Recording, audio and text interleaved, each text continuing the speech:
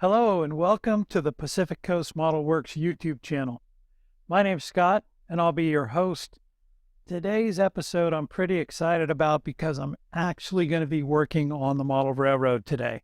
So I have this strip of foam, bare foam and unpainted foam along the front edge of the layout, which has been like this for quite some time, and I'm very excited because today we're going to work on texturing this and getting topsoil onto this area.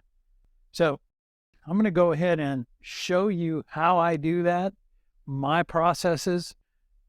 So stay tuned today. Hey, if you haven't yet subscribed to the channel and you like this kind of content, go ahead and hit the subscribe button, ring that bell, and you'll get notified when I bring out new videos. So let's get our hands dirty, shall we?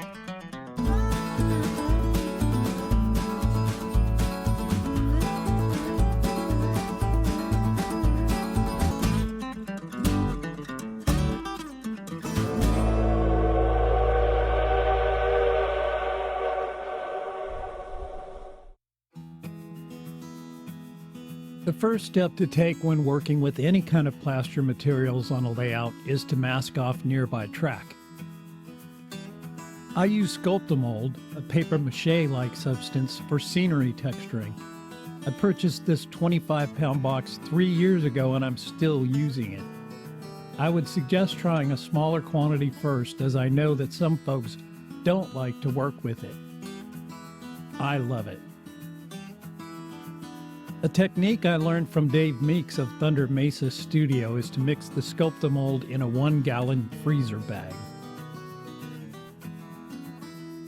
Add water and mix in the bag until the material is the texture of cottage cheese.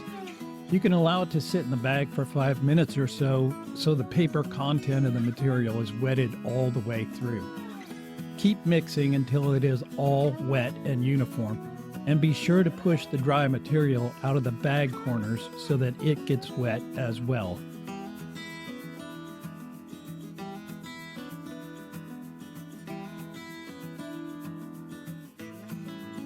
Now snip a corner out of the bag and pipe it onto the area to be textured a little at a time. Keeping it in the bag will prevent the material from drying too quickly, allowing you a little bit more working time. Spread it around with your fingers to create the desired rough features in your terrain. Do not attempt to do final shaping at this point, as it really is like pushing cottage cheese around. Work small areas at a time.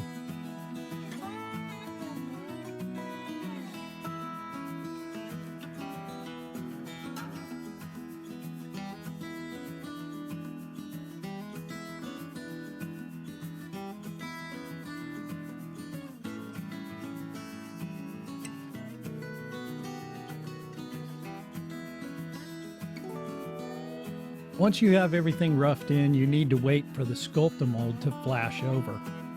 When it suddenly begins to appear dry, you can do your final shaping. The reason for doing small areas is that this flash occurs quickly, and you may not have enough time to smooth larger areas. Once it begins to flash over, wet your fingers and then use them to smooth the Sculptamold.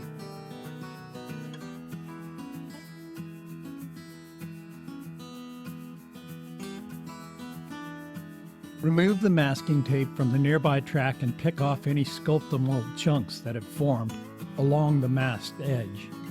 Use your wet fingers again to smooth the material that adjoins the track and the ballast.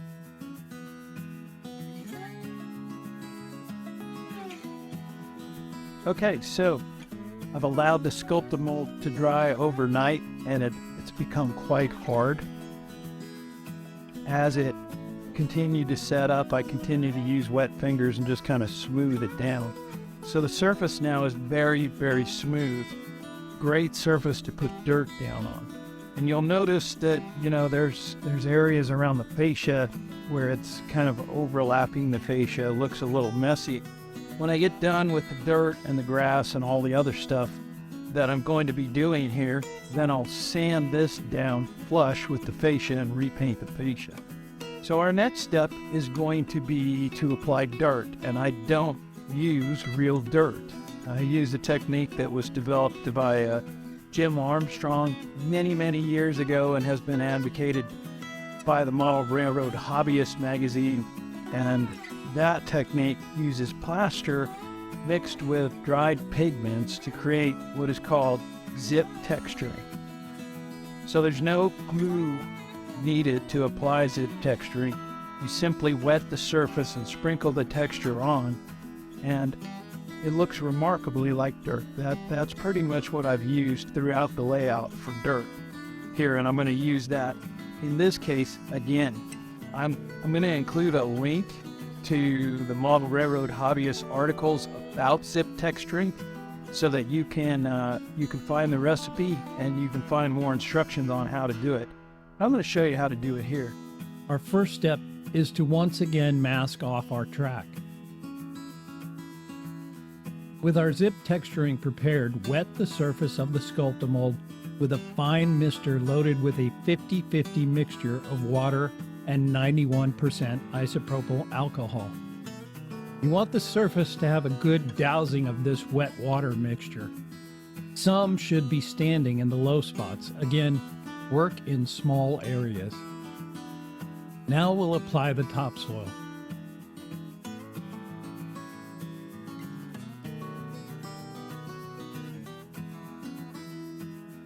I apply the zip texturing with a confectioner's sugar shaker. In larger areas, I just shake the mixture on. For finer control, I tap the shaker with my finger to deliver small amounts. You should see the powder darken as it hits the moist surface. If you do have some dry spots, you can lightly mist them until the powder is wet. Applying more water will create a mud-like texture as the plaster and the zip texturing becomes liquid. You can use this effect in certain areas, but don't overdo it. Generally, you want the powder to dry where it falls, keeping its fine, granular appearance.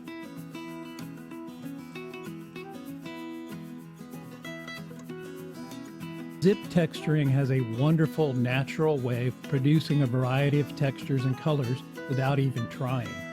That's what I love about the process.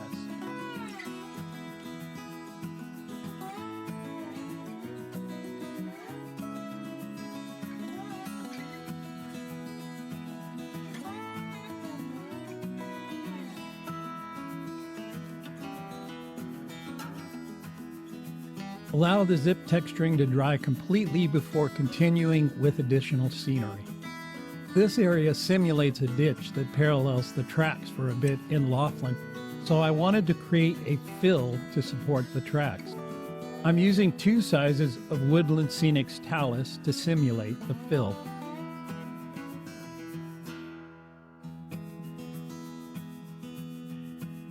I sprinkled the larger of the 2 into the bottom of the creek bed to establish the base of the fill.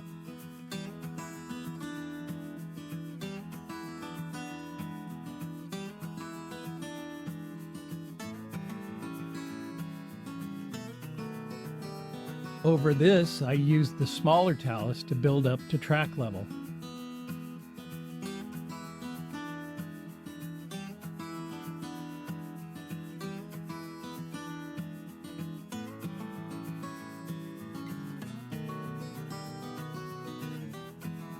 Finally, I used some of the same ballast mixture that I used to ballast the track to fill in the top and feather into the existing ballast.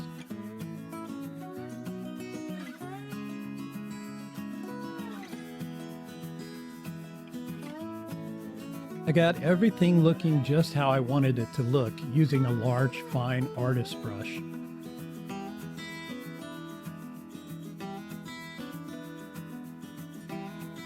And then began misting it with some 50-50 wet water, the same I used for the zip texturing. When misting dry materials, use a fine mister and begin spraying at least a foot above the material. Once the material is wet enough to keep from being blown away by the mist, move the mister closer and closer, thoroughly soaking the material. When you think it's wet enough, give it one more soaking. I use a hobby syringe to apply my Scenic Glue. I use homemade Scenic Glue consisting of 1 part matte Modpodge and 3 parts water to glue down the fill and the ballast.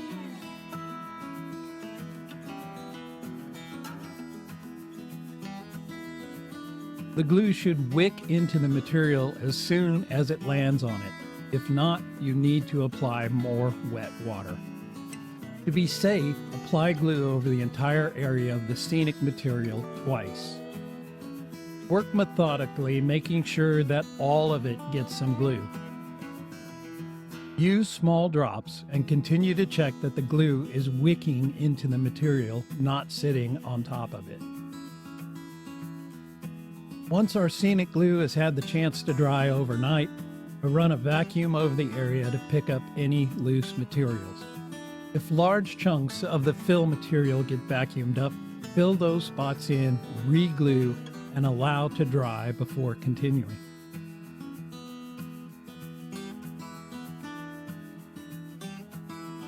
To make the color of the creek bed more uniform, I apply a dusting of the zip texture over the fill and lightly mist it. This will impart the color of the dirt to the talus and help blend it in. Allow to dry before proceeding. I'm going to put some junk in the ditch just for visual interest. A few drums and some other junk just adds that bit of detail that keeps a viewer's attention.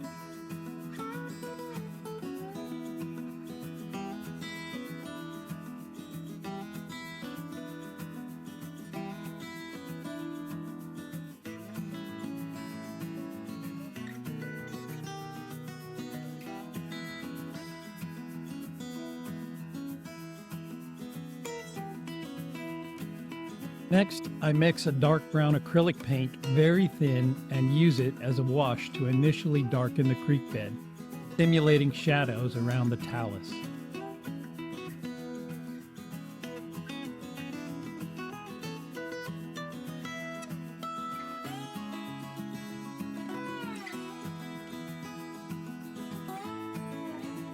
Once this is dry, I dry brush the creek bed with a sand color to highlight the high points.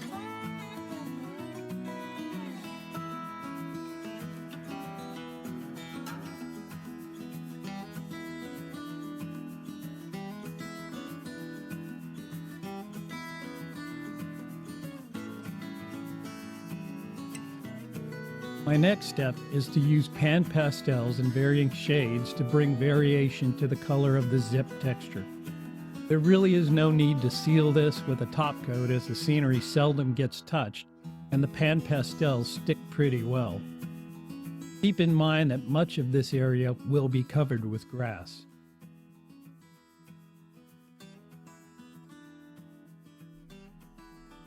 Well, that pretty much wraps it for this week.